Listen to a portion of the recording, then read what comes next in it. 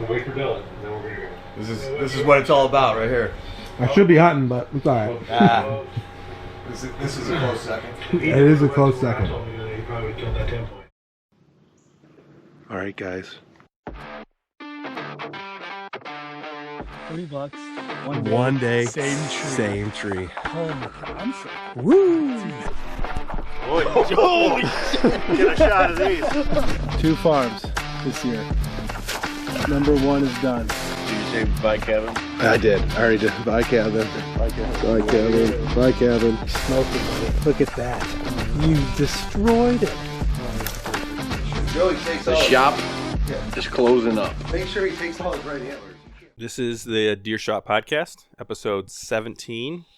It is November 14th. This will probably be airing next week, I would assume. The metrics were good last week. Yeah, So our our podcast metrics are good. yeah, was it the deer camp one, or was it the update one? No, it was the update, rut update. Yeah, the rut update was good. Everything about the West Virginia one was good. Indiana was good. All of our last podcasts have been pretty good. Awesome. Yeah. But today we are here with the infamous Jay. And Thanks for having me. Miklavic. Miklavic. Yeah, Miklavic. close. Actually, I've known him for almost 20 years. I don't get his name right still. yeah. Well, story of my life. Yeah. And Jay has a place on the chalkboard now, and that's what we're going to talk about today. I'm honored, man. I'm honored. I came in here and I'm like, damn, man, I'd like to get my name up there. Well, he was kind of on there, like with the bear. Yeah, he is the bear, on with there the bear with the Bears. scoreboard. He's on. Oh there. yeah. He was a part of that. Yeah, I was that debacle. And part of my sunset pictures that I've been taking this year. Yeah. Yep. For sure. But we are here today to talk about Jay's fall. I know we've talked about this a little bit on the Western podcast. It will come out probably later this year whenever we get a free week. Yeah, so you guys have talked about it, but the audience hasn't heard it yet. Yeah, but we haven't specifically talked about Jay's fall. Actually, you guys talked about everything up until starting to have success. Pretty much, yeah. Yeah, it was it was just an unbelievable year. I honestly, I'm kind of short of words to describe it. So yeah, I mean, probably easier if you just ask me questions and I can Obviously, you don't regret because this stuff is awesome. You don't regret killing that cow elk, but No. if it would have been a bull, that would have taken it to levels that are not even able to comprehend. Because let's just repeat for the audience: archery cow elk, archery black bear fall, and then a Boone and Crockett sized whitetail fall. Yeah. In Iowa. Yeah. So I mean that is one hell of a year. If you would have killed a 6x6 bull, we would need 2 wheelbarrows, one for each nut. You know what I mean? Yes. Yeah. It was man. I we talked about it in a previous podcast, what your expectations and goals and whatnot, and mine are always, if you follow me on social media at all, I just went on this little rant the other day about process-driven people versus results-driven people. Which you triggered some people with this. Tough shit. I am a process-driven person. It makes the result that much better if your process is the grind, if your process is difficult. And one of the people I quoted is my buddy Andy in Montana, who you met, and he is a hardcore Western hunter. He lives the lifestyle, and I admire the shit out of him. And we sat up with a bottle of bourbon one night planning an elk. You drank some bourbon? Yeah, you imagine that? No Yeah, way. right? No Imagine way. that? So everyone knows it is 10:16 in the morning. Listen, I'm on vacation. Don't judge me. That's why I'm drinking coffee and water over here. So, and we were just talking about the grind, and you were part of that, and Dylan was part of it, and man, we were working our asses off, and I loved what he had to say. He just said, Jay, to do great things, there has to be a barrier to entry, and like when you're out west or you're doing this difficult hunting grind, that's the barrier to entry. Is you got to put in the work, and it just.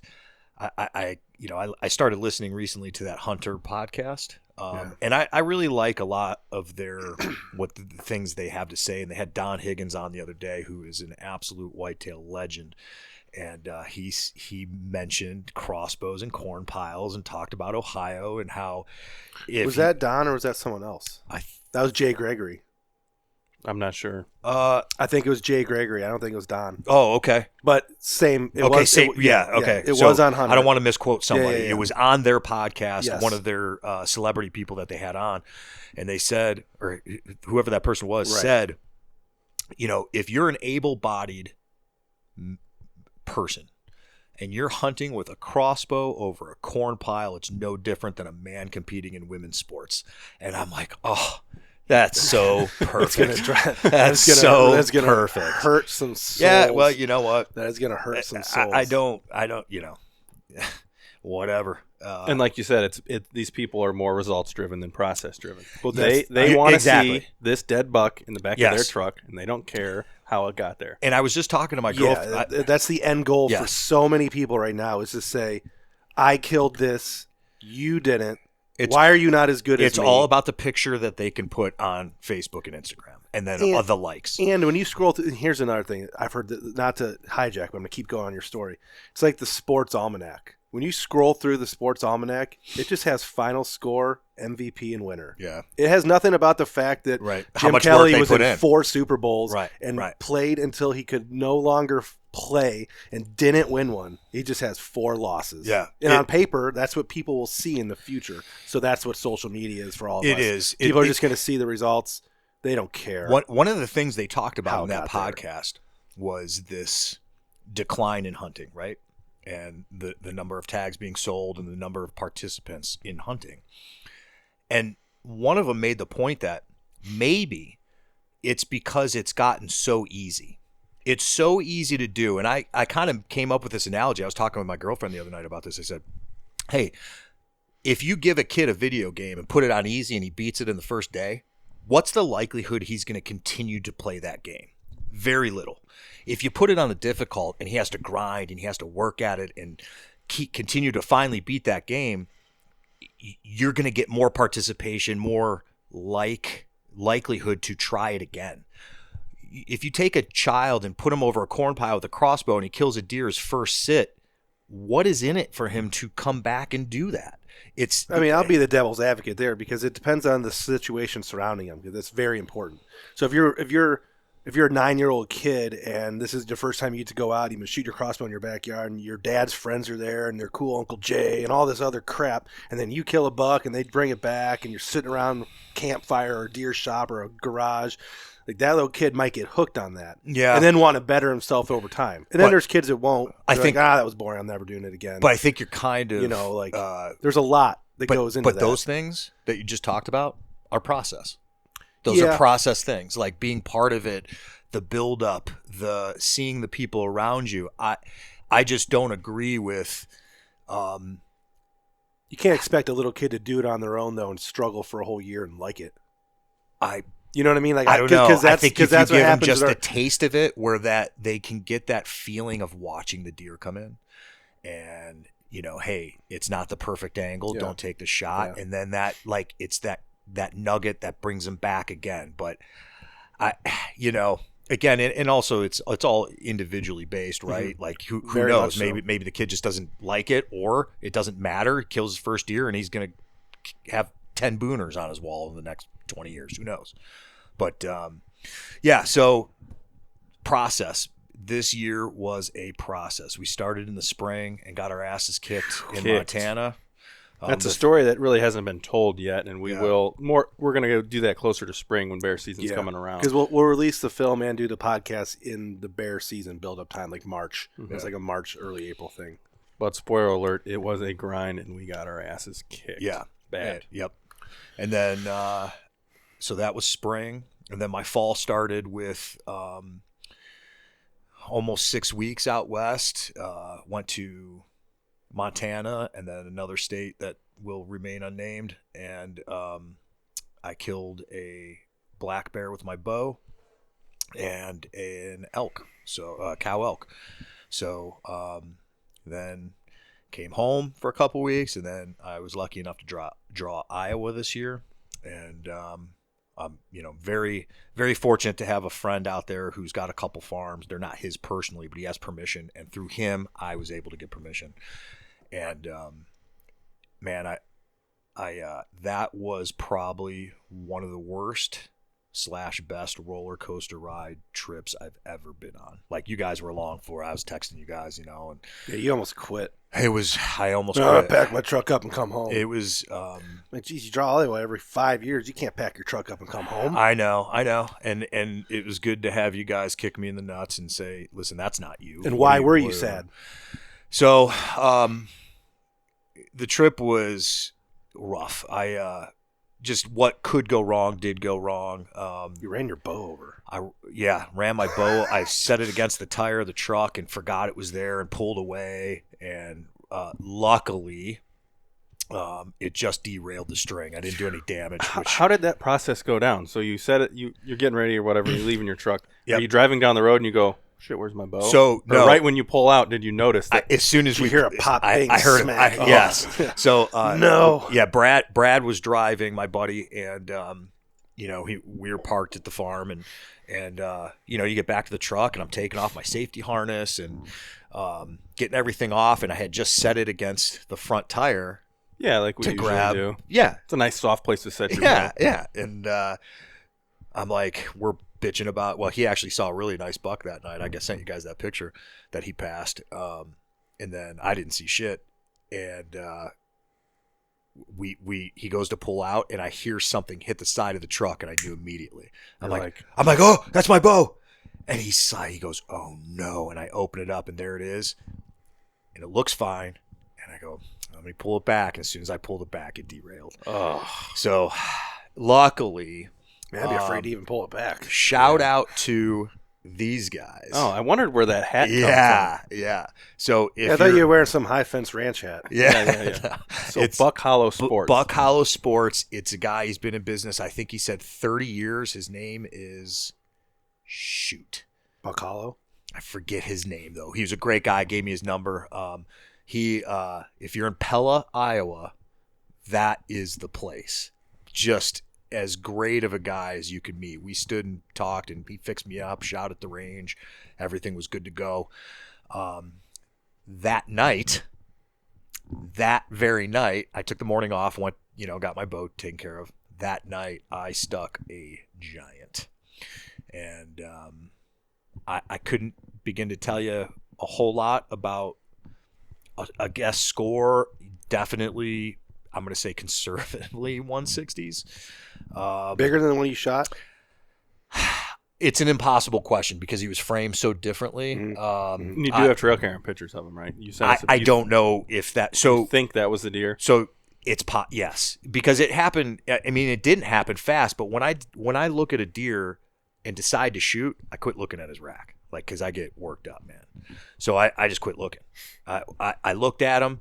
Knew immediately he was a shooter, and that's all I know. That's all you have to do. There was a couple distinguishing things that I remembered about his rack. Like, he had a couple almost like dagger, like G4 or G5s. Mm-hmm. Just small on the main beam? Yeah, just kind of very distinguishable, though. They really looked cool, man. It just made him look really tough. And shot him too far forward. And, we've talked about before, I shoot a really heavy setup. I got almost half an arrow's worth of penetration, so that I'm pretty confident that deer's dead. But blood trailed him. Just share your arrow setup because someone new might be listening. Yeah, so... And this is a huge topic. Yeah, right yeah. I shoot... because we're all opposites. Yeah, it's a huge topic. Every single one here has a different arrow setup. Yeah, I shoot a... I think my... arrows pushing, what did we test? It's about 600 almost grains, 600 grains, yeah. 150 grain iron will fixed blade broadhead, grizzly sticks, 240 spine. I'm shooting like 240 feet per second ish, but that is a bone busting arrow, and the arrow did its job. I didn't do mine. It went 100% shoulder shot. It was through the shoulder. Found my arrow, half of my arrow was left. And it's amazing how many, the whitetail body. Gosh. This is an elk setup. Mm-hmm. And the whitetail body has been able to defend it off. Also, it's crazy. Consider it's Iowa, and a mature buck, 4, 5, 6-year-old buck in Iowa, Pushing 300 pounds. Pushing 300 pounds. Yeah. Big ass. I mean, you're looking at middle of the rut. Actually, one of the things we did when we got back to Brad's house is he's got 3 booners on his wall. 2 of them are mounted and held up my arrow to the shoulder mount to see really how far realistically that thing went through, and it probably touched the other shoulder. Like, I mean, your shoulder mount's like this. My arrow. It should be dead. I mean, I don't know. I'm guessing it really doesn't make sense why you didn't find it, but I'm guessing we've been there before. So yeah, I lost the blood trail at 300 yards and some change, was the first spot he bedded down, and I knew I was in trouble when I found him. He jumped a fence. And I knew I was in trouble. I'm like, if he's good enough to jump jumping fences, he might not be dead. That's possible. Anything's possible. So sometimes it'll deflect off that shoulder going to the brisket, and there's nothing there but muscle. It's possible. And if you don't hit an artery, then yep, yeah, there wasn't a ton of blood. It was followable, and the bed was the one thing that struck me about that bed though was there was a pile of leaves that was pushed to one side as if he got jumped. Mm-hmm. And the coyotes were ripping. So it is possible that he could have, had he not been pushed, died right there. Yeah, and we've run into that problem before. It's even worse here because of the small properties. But if it's rut and there's pressure, like early gun season with other hunters or coyotes, these deer will go so far. Yeah. He might have died, but he might have ran 2 miles. Yeah, you can let him sit as long as you want, but if something else is pushing him. Gun season does that for us. It's a huge thing. It's a problem because you might shoot your buck and you get a decent hit on him and he goes and lays down, but there's going to be some guy coming through the woods to get in his stand and it's going to push him. And then he's going to get a shot at him and it just turns into a mess. And then he's 5 properties over. So you almost got to start pursuing him, but it's different with a bow. You can't do that. It's different. That fence that he jumped was into the neighbor's property. So Brad, my buddy, knows that neighbor. He texted him and he said, "Hey, I'm not even hunting there tomorrow. By all means, go find your buck." And I spent all day looking for it, grid searched, and then there's tons of CRP that's just impossible to search. And I texted him and I said, "Hey, would it be okay? You guys brought up, hey, try to find a dog." And I'm like, "Oh, you're right, absolutely." So I texted him and said, "Hey, would it be okay?" And he said, "No." So, he's a hunter. I can see both sides of it. I do too. But ultimately, his property, I'm going to respect it. And that was that. So to say after that, things. You were probably in a week into the trip at this point? Maybe 5 days? I got out there on Halloween. Yeah, it was probably a week. Yeah. So that hit you real because that was a Saturday. And you're right in that area where... dang, this grind is getting tougher than something like that. Yeah, because I'm doing all dayers, and I had gone out there in the spring to hang all my stands. So I'm gonna ask you about that in a little bit. Sure, we'll get back to that. I had all my stands hung, and then Brad also has stands hung, and him and I hunt differently a little bit. Sometimes they cross over where we would agree on how to hunt a stand, but he's got 3 booners on the wall. I mean, he knows how to hunt, man. And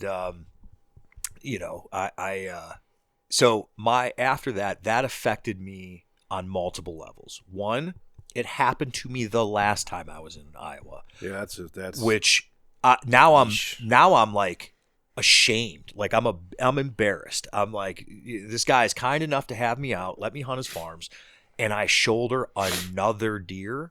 5 years later, the next time you can hunt. Yeah, 6 years. It's been 6 years. So, and I'm like, then I feel like I robbed him of a friggin' awesome deer that he may have shot.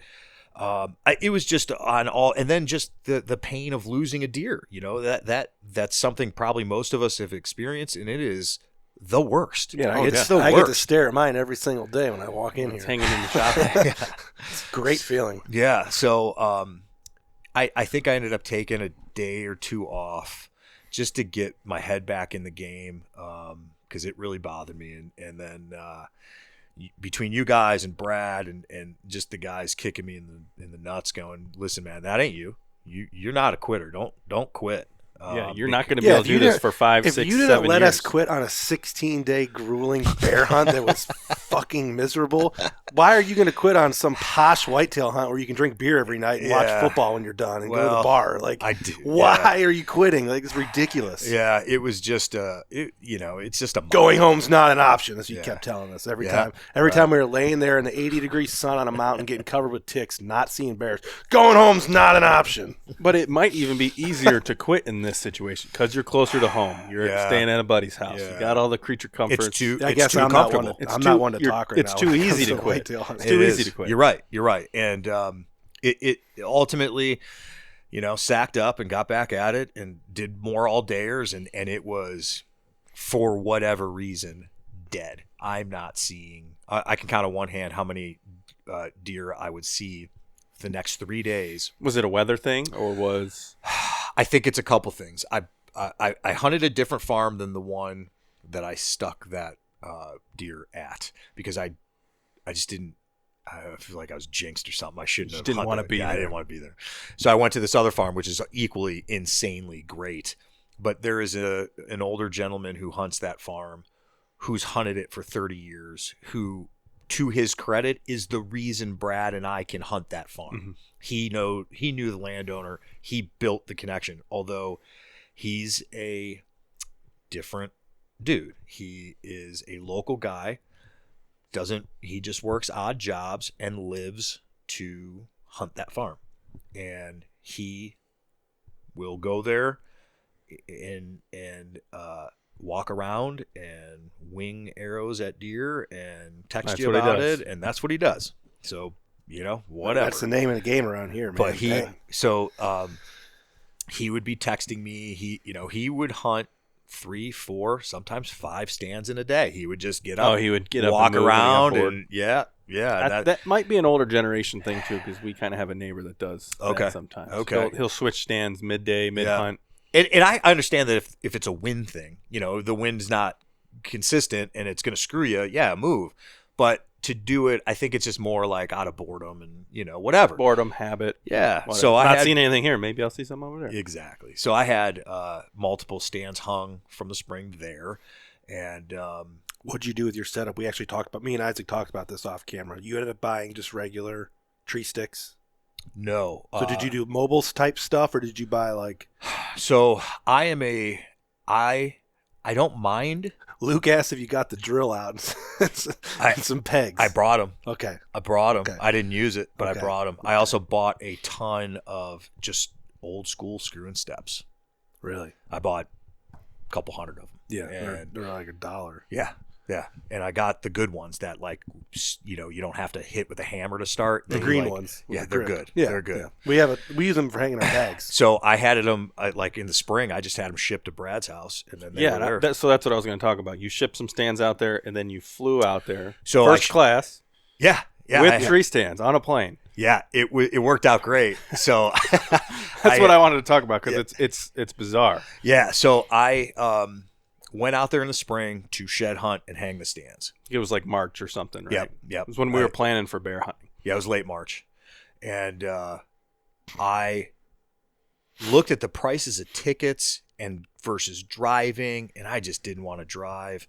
And I'm like, you know what? I think I have enough points that I might be able to upgrade to first class.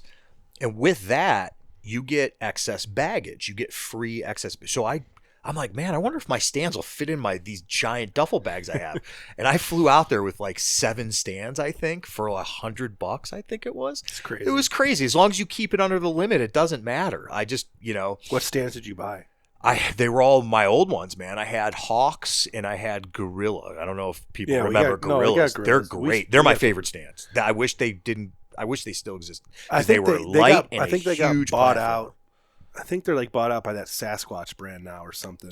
River's Edge or Sasquatch. I don't think they make as nice light stands as they used to. They were phenomenal stands. We've noticed that. So, and I had all my safety tree lifeline stuff and just flew it all out there. You run a lifeline all the way up? Yeah.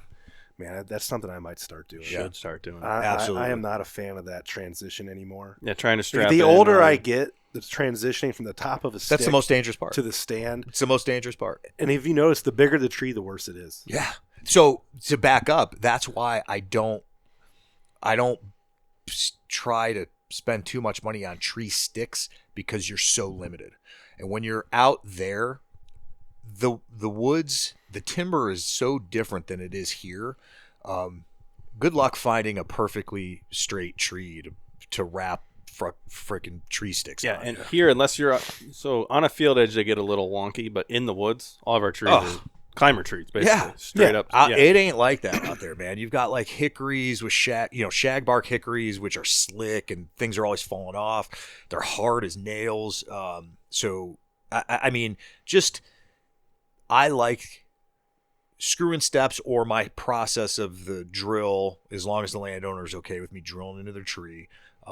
You're not limited by the tree. There's no limitations. If you can drill in it, you're golden. You can get a stand in it. Yeah, and that's a process. Dylan uses those a lot too. Dylan will use screw-in I don't know if I've seen anybody else talk about the way you drill into a tree. So you take a half inch? Yeah, I have or a 3/8 inch drill bit. I'd have to know. I don't know exactly. So he drills into a tree with a cordless drill, little auger then a bit. big peg goes in it. Yep. So they're like screw-in sticks, but you're just drilling in and sticking a peg in. Yeah, it's a bolt. That's it. It's just a specific size bolt, and I'll throw on a lineman's belt, and I'll have the drill on my hip, and then I can just basically scale the tree like Spider-Man, and you can have a tree that you can't wrap your arms around, and just you scale it. Yeah, it's great. And I don't know the implications of whether that hurts the tree or not. I know you've done it in some trees in our woods, and we haven't seen any issues with that. Yeah. From years and years ago. Yeah, Luke made a joke today. Did he bring his drill?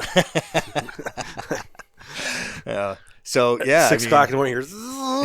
I mean, I obviously I do it before I hunt. Preset. So all your stands were preset. You weren't really hanging and hunting. Correct. You weren't doing the fad of today's world. I had marked some spots that if I were to do that, I knew exactly where they were ready. Yep. You weren't going in blind at all. Right. And we were trying to do in Indiana, and it makes it harder to go out when you know you have to find a tree, hang in it, sometimes in the dark.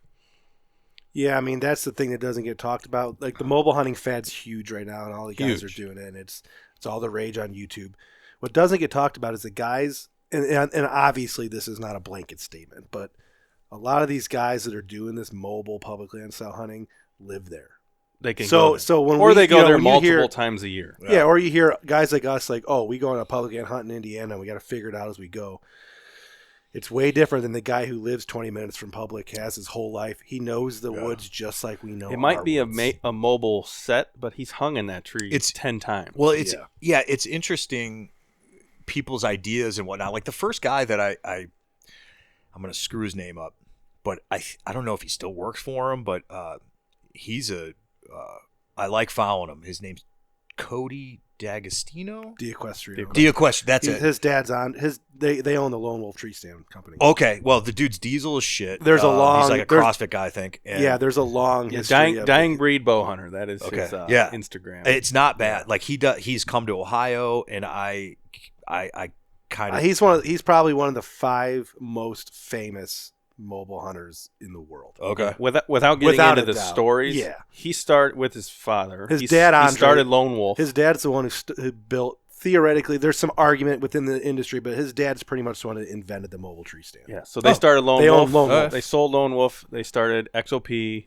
and Lone Wolf Custom Gear, and then they sold XOP, and now they Lone Wolf Custom Gear. Oh. It's a huge story with a lot of drama, but that's pretty much okay. So he is a huge name. Yeah. Okay. But his persona is a little different than normal. His persona is he's like you said, he's a diesel, not a neckbeard. Yeah.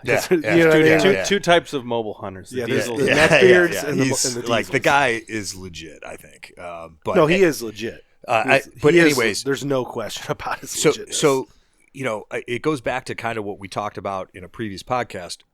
Like how I cut my teeth doing this. Yeah. I would travel. Because you're from a past generation. Yeah. Mobile hunters. Dude, I was thinking about this the other day about trail cams.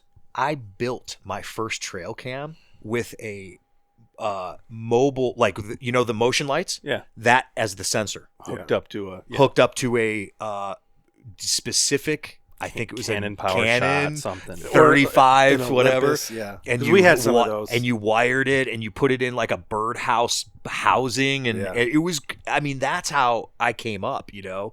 And then we know you're old. I'm old. I'm old. Yeah. And go out west and hunt Iowa, Missouri, Kansas, and became a topography based hunter, and just really relied on if I'm no deer movement, they're going to move through this spot in this way on this wind for this reason. And that's how I started hunting. And it's very different than you guys where you know your deer.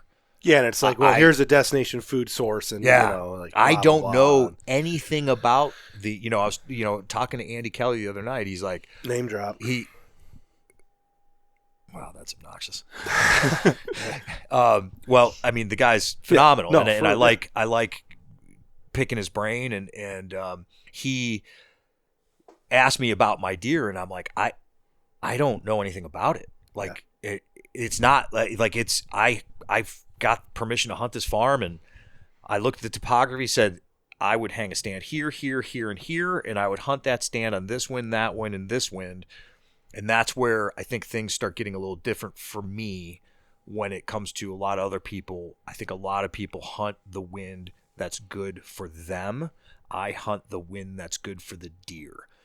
And then I try to work around that.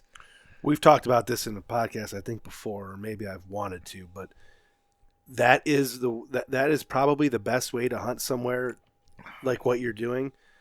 When you have a farm like ours, or these private farms, you're going to spend 4 months hunting. Sometimes less is more, because if you do that and then the situation doesn't happen, so maybe the buck does come in, but it's just edgy enough to where he got you instead of you getting him, he might not ever come back for the rest of the season. Yeah. So when you're hunting these private farms that are only 40, 50, 100 acres, you got to kind of be careful, because when you make that move, like this is the night that it's going to happen move, and then it doesn't happen, it might do more harm than good. Yeah. But if you're in Iowa, large places, definitely huge tracts of public where you're only at for a week, you can make those decisions because, damn, I busted that deer. You can be a little but bit I'm only more... going to be here for 4 more days. Another deal do it. I don't have to worry about the long-term ramifications, but we might not want to screw a certain field edge or a certain food plot or a certain bedding area because we get one shot. So on my very unimpressive wall, I have that has worked out for me every single time that I hunt that way. I kind of put myself in harm's way. Yeah, hunting the edges. Yeah. And we will too. And during the rut and stuff, you have to. But. Yeah, and it's worked out. Both of those mature deer this year came in exactly how I thought they would. And it really came down to I got pretty fortunate that he zigged instead of zagged, and because 20 yards to his right, I'm busted. Yeah. 20. We can get into that story too. You haven't talked about the kill yet. Yeah. So to go back, took a couple days off after the miss of finding that deer, and got back at it. It was dead. I think it was, a couple factors of the guy walking around, and EHD is really bad this year. Yeah, really bad out there. Founding a lot of dead deer. We haven't had to deal with that here. Oof, it was bad. There's a pond on that farm, and there were deer just dead, floating in it, basically. Yeah. I mean, no bucks. They were all does, but it's still sad to see. And then temperatures were rough. It got warm. And then I think you had a little bit of lockdown. I think those big mature bucks are going to be the first ones to get the first does that come into heat. Yeah. And because we had lockdown, they locked them down late October. I mean, proven trail camera lockdown, buck, doe, lock. Yeah. We had it here late October. They were in the same area for days at a time, not even moving. Yeah. Yeah. I mean, you get the same buck on camera 3 days in a row with the same doe, just, hitting spot, hitting spot, hitting spot.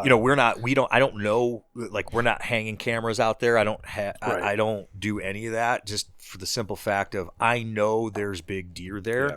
And I feel like it's just a personal preference of mine to not know what's there. I think it's my buddy has hung a couple cameras early season, absolute giants on camera. That's all I need. I mean, I'm good.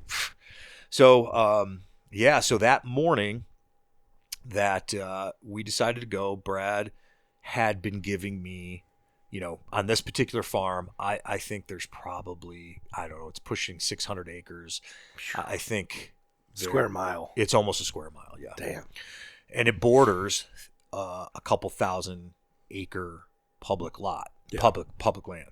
So I couldn't even tell you how many stands are on this particular property. I at least 10. And he had been giving me choice of stand, and it typically didn't we typically didn't overlap because he doesn't necessarily hunt like I do. But I told him, I said, hey, after missing that deer and feeling like I robbed you of that deer, you pick and then I'll pick. So he picked his stand. Actually, he picked the stand that I shot that deer out of, and because it's a great stand. And I said, I think I'm going to go to the south ditch. And he goes, ooh, gee, that's a bad wind. Mm-hmm. And I go, I know, and that's why I'm going to go there. I'm feeling it. I'm feeling it. Feeling man. risky. I said, it's I feel good about it. It's really comes down to a zig or a zag. I know they're going to come in primarily one way, but if they go left of me, because the stand is facing due south, crop field to my north, it's a ditch with like a hedgerow creek, so it looks like a T. And the stand is right on the edge of where all that comes together. It's a really good topography stand, and it's really dug in. It's an old oak, so you got great cover. There's no way they're going to see you unless they smell you. And first 45 minutes of daylight, these crop fields like kind of rise on each side of the ditch.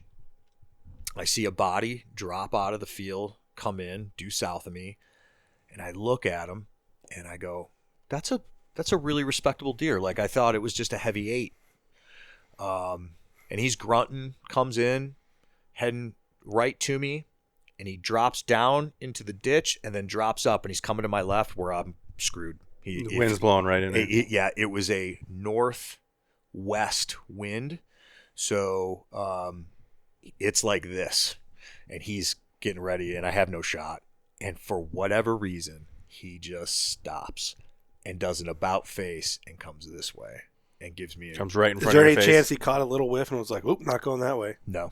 Okay. No, because he was still grunting. Too, he was still he was still grunting. I think there was another buck over this way that I didn't see until after I shot him, that I'm guessing maybe he saw that dude and was going to run him off. So he grunted all the way in, gave me a great 25-yard shot, and I was not. Yeah, what did you do this time? I did not make the same mistake I did last time, and I felt maybe if I had to critique myself on the first time, I rushed it. I was excited. I rushed the shot.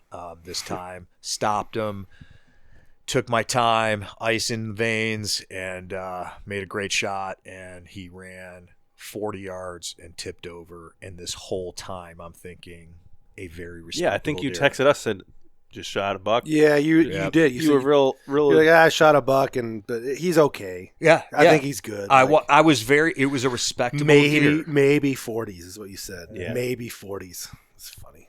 So you did, just to interrupt right at the shot there. So I know me and you talked about this yesterday off camera, but like it's the Nick Schlau thing. Remember I told you about the Nick Schlau shoulder thing?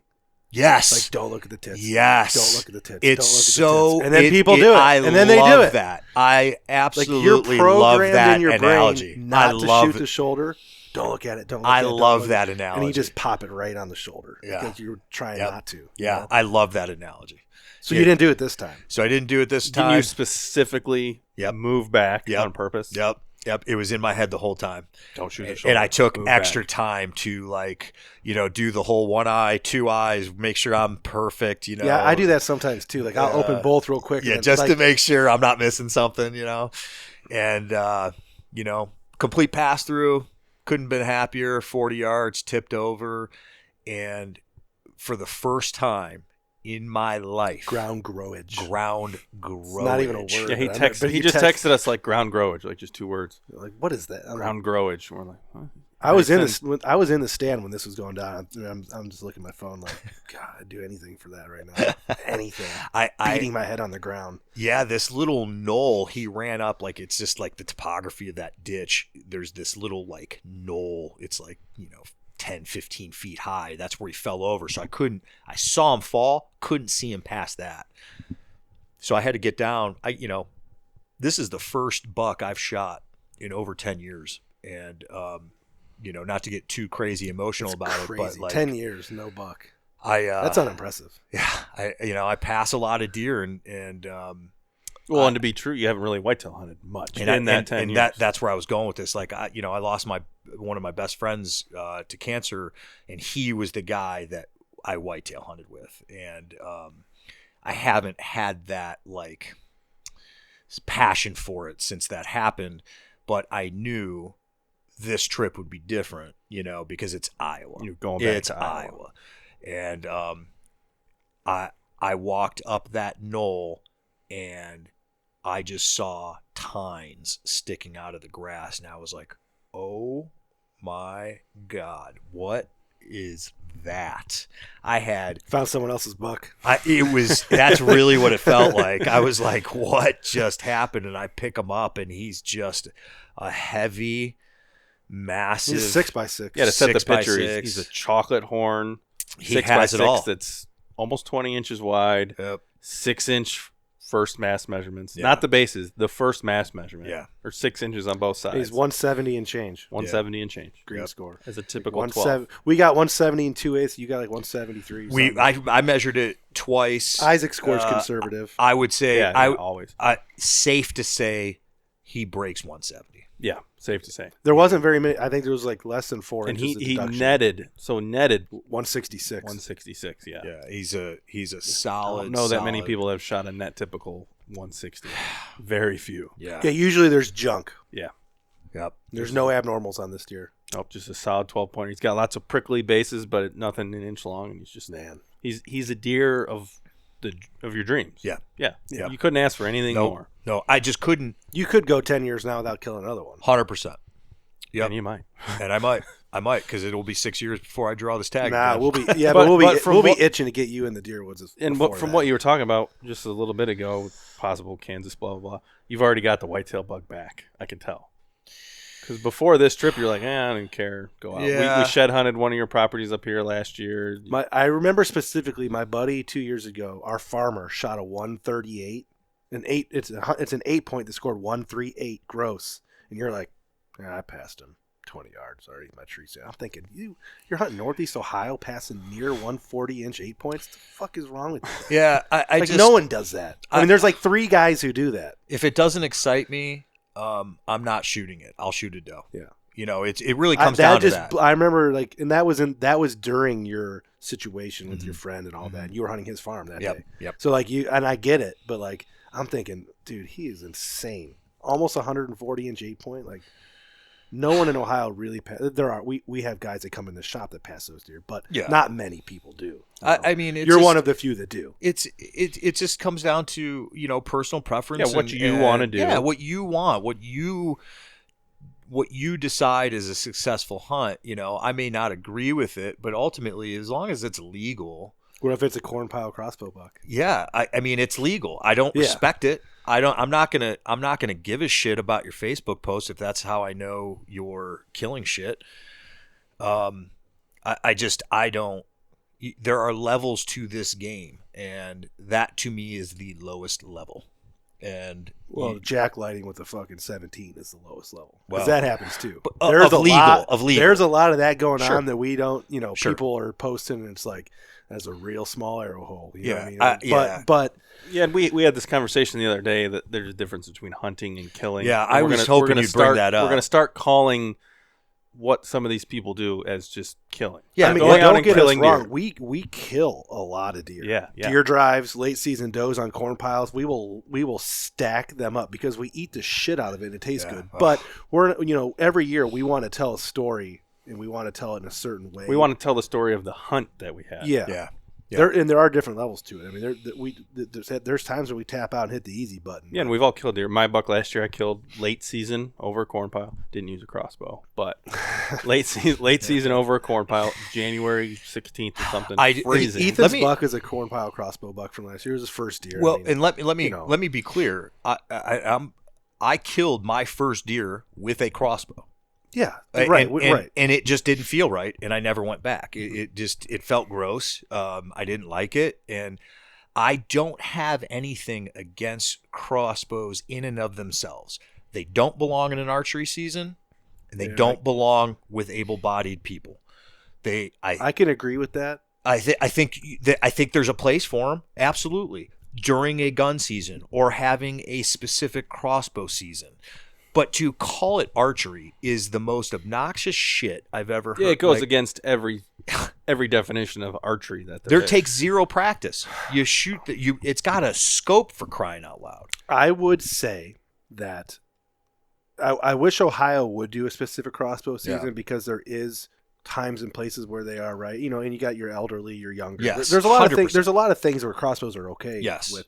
I would love to see like January 1st through the end of the season become crossbow only, because the way you hunt that late season with a lot of bait or food sources, deer moving together in herds, late movement, it's what happens is why deer drone recovery and deer dogs and all this shit happens is because crossbows are legal all year round. And we have a guy in our group, unfortunately, I love you to death, Tyler, but you're guilty of this already this season.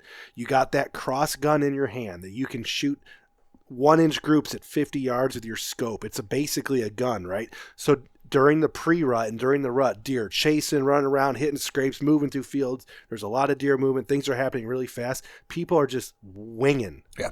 They are just winging bolts. Yeah. It is a proven fact.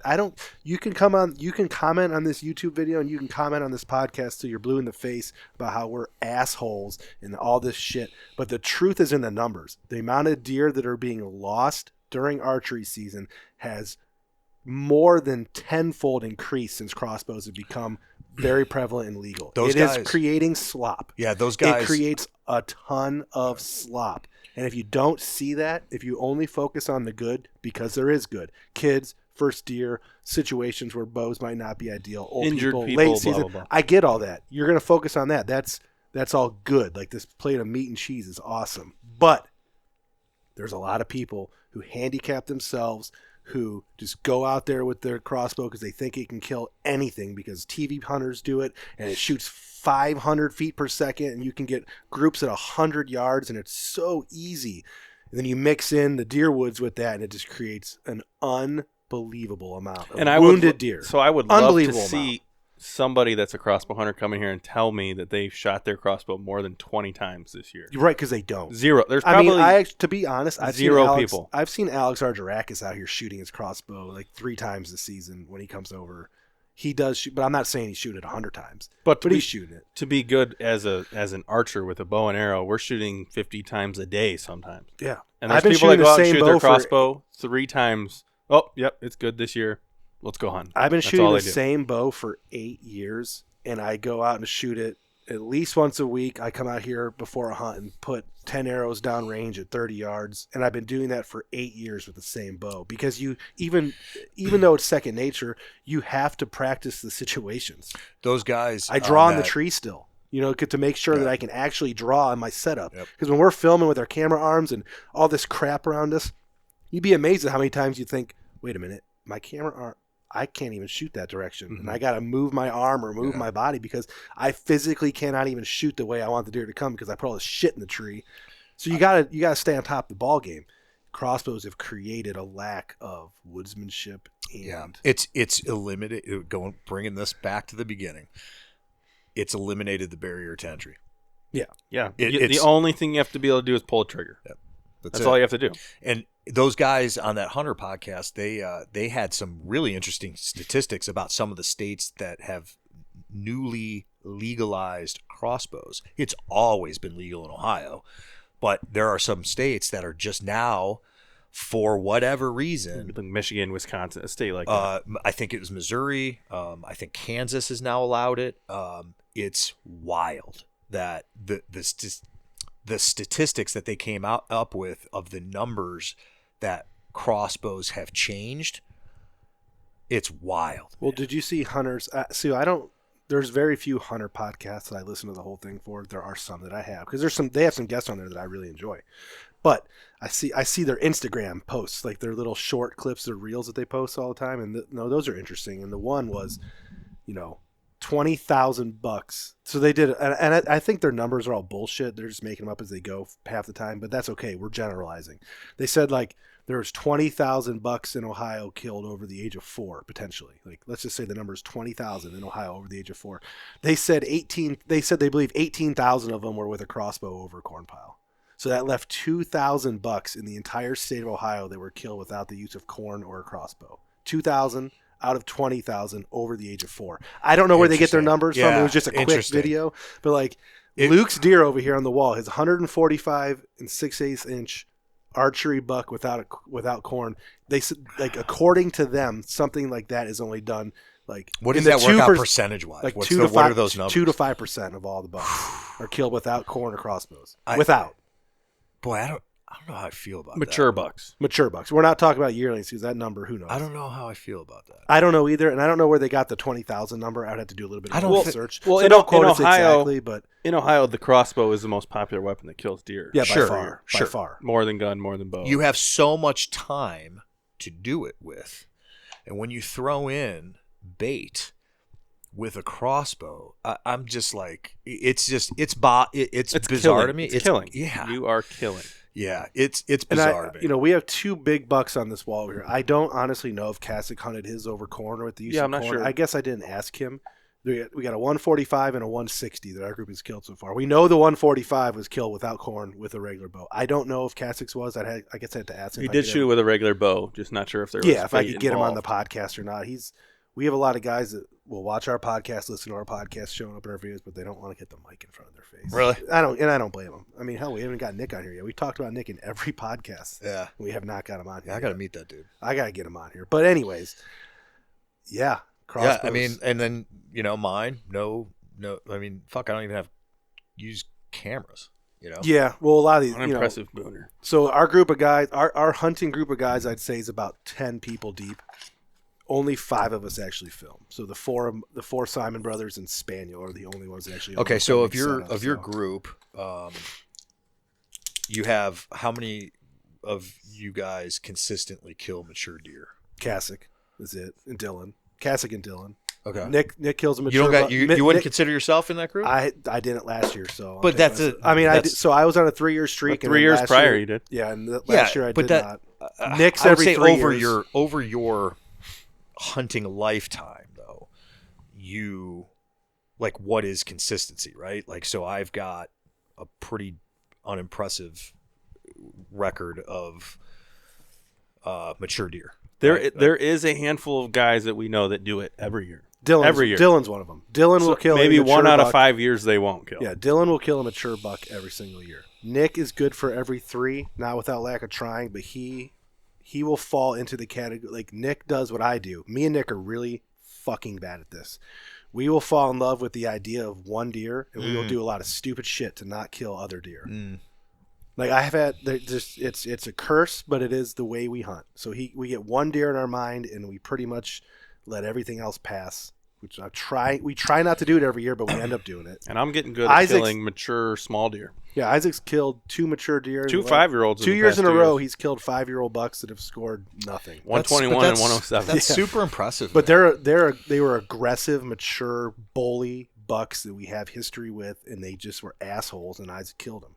Should we just get the unimpressive thing out of the way so everybody let's asking talk each other? So if somebody made it, we're almost an hour into this thing. If somebody made an hour into this thing, we'll share the story on what this unimpressive. It's probably going to be the first time I don't know if we should call him an individual or if we should call him out. Nah, call him. We don't need to name him. That this individual has been talked about on this podcast. He's in the lexicon of our. He's not in our group, but he is an acquaintance. He is a hunting acquaintance of ours that we've had for a long time. Yeah, and another local guy. I kind of want to just put it to rest because I get so many like it's such a joke between us that a lot of people don't know what it is. And like I'll get text messages to be like, why are they calling your deer unimpressive? Like that's not. And I'm like, well, that's not what it's an inside joke. They're not being disrespectful. Like they're buddies of mine. I've been, and if he will be disrespectful at times. So he will know who he is, and if he does hear this, it's because he is a hardcore fanboy that he is an hour into this. Yeah, he's listening. Yeah. So if he does get mad, it's because he is a fanboy. Yeah. So the cliff notes of what happened is this dude. I think we met via social media. I think, but we're both local guys, you know. And, you went to the same high school. Went to the same high school. Yeah, he's a lot younger than me, and he's not that much younger than you because he's older than me. Oh, okay. Yeah, he's in between us. He's probably 10 years. Oh, okay. All right. So he, he started hunting, and he's got a very, very successful family business. And I don't want to take anything away from them. His dad did work for my folks. Huge business, and huge now and super successful, and they're very good at what they do. I've always had good run-ins with his family. 100%. Yeah. Like this is just ball busting. So he would ask me advice on how to hunt this farm, and he would send me trail camp pictures, and it turned out I had a buddy that hunted right next to him, and I was getting a lot of the same, you know how that goes, hey, I've seen that book before. Yeah. So and I told him, hey, this is just what I said a second ago. This is how I hunt. This is how I would hunt this deer. And to this dude's credit, I don't think he listened to me, and he ended up killing a deer. Like he kills every year. He ended up killing this deer. He kills deer every year, no problem. So it's not a question. Yeah, but it's kills. But yeah, kills. At the time, I think he was hunting with a compound. He was like a real bow. No, he did. He'd spent some time hunting with the compound. It was when he first really started getting into it. He killed this deer, and not because of any advice I gave him. I don't even think he listened to me, and he ended up killing the deer.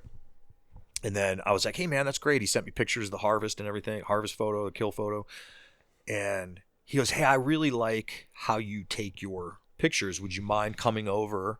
And I happen to be home and not working. And I'm like, dude, I just do it with my phone. He's like, no, that would be cool, though, if you could come take some pictures. So I did. Went over there and met another dude over there, Jason. Good guy. Seems to be. So I don't know. No, I know Jason is. I've paid him a lot of money in taxidermy over the years. Yeah. So he was over there with a real fucking camera because he knows how to take real pictures. I'm there with my phone. I guarantee you, it was his wife's camera. Oh, I don't know, but so he was doing his thing with his photos, and I was doing mine with mine, and I like. Cheesy. You guys were making an event out of this trophy. Yeah. Yes. Was he wearing a red hoodie? So who? The hunter in question. I don't remember. I think he was. He has a thing for wearing red hoodies. He wears this red fin feather and fur hoodie in all his trophy pictures. Okay. So, anyways, I said, well, I'm going to go back to my place and edit these up on my, computer. And he's like, well, I kind of would like to see how you do it. Maybe. I'm like, sure, come on over, man. And mandate. He comes over to my house, and we edit up the pictures, and I'm getting his opinion on how he wants certain things to look or whatever. And these things don't cross my mind that like I have deer on my wall, and fast forward sometime later, probably years probably. Yeah, years. My name gets brought up amongst you guys. Yeah, we were probably talking about your Western trip or something, and how you're, No.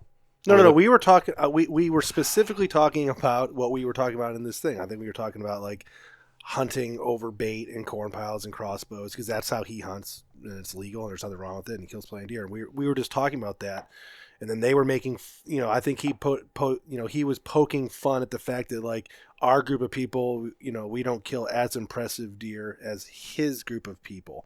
Or him. So like he kills a 140, 150 class, well maybe even 160 at times buck every year. He was pointing out the fact that the Siman Brothers are only killing 130s and the occasional 140 and blah blah blah blah blah. Like you guys aren't as good of killers as we are. And I brought up the fact that like one of the best hunters that I know doesn't kill a deer every year either and doesn't hunt the way you do. And I would put his ability to hunt his way through a farm over your ability 100-fold just because he doesn't have doesn't kill 150 every year with his crossbow doesn't mean he's as bad, as good of a hunter as you. And his retort to that, his infamous forever retort that he will never be able to shoot down for the rest of his existence, he had the audacity in a group of people to drop, "I've seen his wall. It doesn't impress me." And that is stuck. From that moment on, it has stuck forever that this guy, individually, he's an all right person, family business, good. I'm sure we'll get him on the podcast one day because he'll bother me enough to finally get some podcast time. So this individual who hunts in that way, a way opposite of you, had the audacity to drop in front of us, and I don't think he knew the extent of our relationship. Maybe probably not about how your wall of killing deer the way you do is just unimpressive to him. Yeah. And it's stuck. And this year he shot a 110-inch buck with a crossbow over corn pile. Yeah. And you shot everything that you have. And right. It's now, like, every once in a while you just get to drive that. So I would say just to kind of put the lid on this from my perspective, I just find it very gross that you welcome someone into your home and someone walks out with some sort of judgment. That is gross. I would it doesn't even cross my mind to that. Like, that's not even a thought process in my head to go into someone's home and judge. To be fair, the place where he said it, this group on Snapchat, the Smack Talk group, is a bunch of absolutely brutal, ball-busting man conversation that we could never run for politician if it was ever shown. But I'm not part of it. So we've had people in that group. You don't do Snapchat. No, no. Right. But by proxy, because you sit here with us, you got roped into it. And because of that, there's been a lot of stuff said in that group chat by us, towards us, to us, from us, all in all different circles. There's been a lot of stuff said. So, like, there is some tongue in cheek to it. It's not like you were on a witness stand. And you know what I mean? It's so bizarre because he said the wall wasn't that impressive and blah, blah, blah. But the wall is impressive. Very impressive. It'd be different if, Jay had his little 8-pointer and 6-pointer he was real proud of. It would still be very rude. Maybe true. But the true fact but that rude. This is so bizarre because it was so untrue. Yeah, I get not to blow you or anything, but you got like a couple 150s and I don't know. I've got 260, well, now this one the 170, I've got 2 in the 60s, 2 in the 50s, and then free range anybody would kill archery turkey. There's just soon stuff. To be a bear. Yeah, soon to be a bear. It's just funny. You know what? It's what I enjoy doing. I love the DIY stuff. Again, it's the process. I enjoy the grind. I enjoy the suffering. I love all of it. There is something I got something else to say though. Okay. There's a difference. I already know deep down where this stuff roots in because, and this is just me talking philosophy, but look at us. Right here where we're sitting, what we do for a living, how we live our lives, everything that goes on. Like, we're government workers who take a lot of time off to travel and enjoy our experiences, and we don't have the ability to throw thousands and thousands and thousands and thousands of dollars at stuff. Whereas a lot of these people that, like the individuals that are hunting opposite of us, mathematical thinkers, business owners, expense, time put in, reward, like, well, I'll just spend this to get this and it's done. I got it. Why would you waste 6 months running around Montana like an asshole, sleeping on mountains? That's stupid. That's a waste of time and money. It's just, you know what I'm saying? Yeah, I'll go to this outfitter. I'll go to this guy to hunt. I will spend this much on my blind and kill the deer. It's different trying to think. It's just different thinking. Yeah, it's simply. And just you guys are gracious enough to have me on here for a reason, I guess, and that to me is because I'm not afraid to speak my mind. I don't give a shit about people's opinions. I don't respect. And, I will hold Isaac on my shoulders for his free range DIY Western forkhorn over the fucking corn pile Booner all fucking day. Yeah. That's the same way I feel. So, but there are some people who cannot figure out why you would. They can't fathom it. Yeah, they can't even fathom why you would care about a small deer ever. Yeah, it's you like loser. Why are you shooting a small deer? You fucking loser. Yeah, I guess. I really value that. The man who enjoys walking will get to where he's going much faster than the guy who hates walking but just has a place to get to. Imagine, but think about this. Like, we have these sunrises. There's places we have been. Let's just use that individual. We'll just pick on him a little bit more. There's places there's places where we have stood and looked at a sunrise or a sunset or heard an elk bugle or seen a bear or done all this stuff. Or not seen a bear. There's places we have gone and done this stuff at in the middle of wherever Whoville, we'll never get there again, that he will never get to.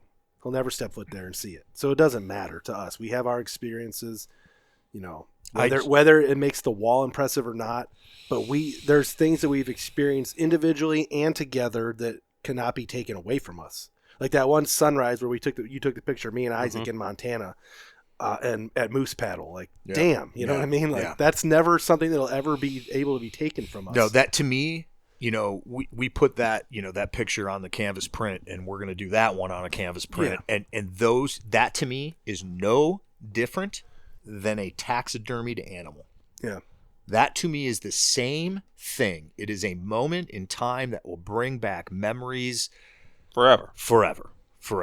And that's what I do it for. And yeah, I mean, I love the process, man. That's what it's all about for me. For sure. 100%. And I think that probably wraps up this story. I'm saying that's good for now. Well, thanks for coming on and sharing the story of your deer. It's such an impressive deer. There's no other word for it besides impressive. It's a great buck, man. So that's why we call it unimpressive. I'm very fortunate to have the opportunities I have, and that is not lost on me. So thanks for having me. And thanks for sharing some of the elk loin, Uncle Jay. I appreciate it. Absolutely. Yeah, Uncle Jay delivers, man. and his venison trail bologna that we've been munching on. I love sharing it, man. That's the other part of it. It's more than I'll ever eat in myself, so I love sharing it. I guess we can just sit here and watch ourselves on TV and hang out a little bit more. That's what we'll do. Sweet. Everybody, thanks for watching. Thanks for listening. This is the Deer Shot Podcast, and we are out.